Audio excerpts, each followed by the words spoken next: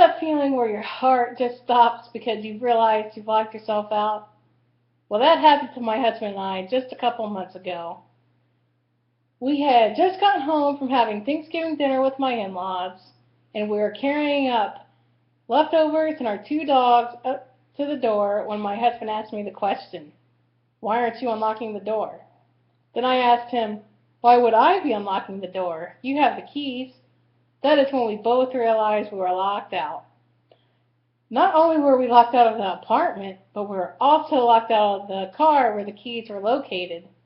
This was the first time that either of us had been locked out of anything since we've been married. We didn't have a spare key to the apartment, so we first tried to get a window opened. We quickly came to the conclusion that wasn't going to work, so we called my in-laws next. We asked if they had a spare key to my husband's car, and they told us they had two extra keys that they didn't know where they went.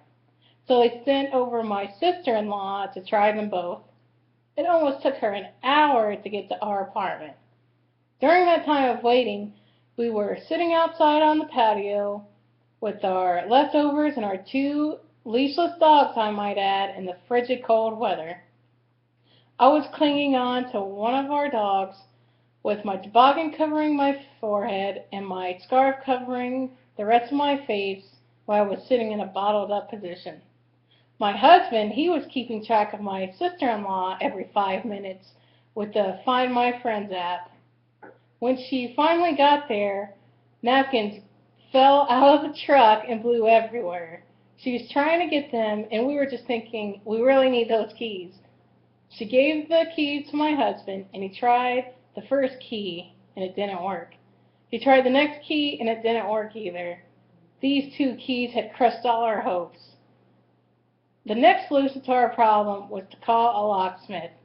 It took him almost 30 minutes for him to get there, so while we waited, we sat in the truck to keep warm, and we just talked about Christmas and how we got locked out. Finally, the locksmith came, and within 10 minutes, the door was opened. A huge relief had lifted over our shoulders when the car door opened up. My husband firmly shook the locksmith's hand, and we told my sister-in-law how grateful we were for her help and how she let us sit in the truck while we waited. We quickly grabbed all our stuff and got our pets inside the apartment. Once we got in, we realized it almost took 2 hours to get into our own home.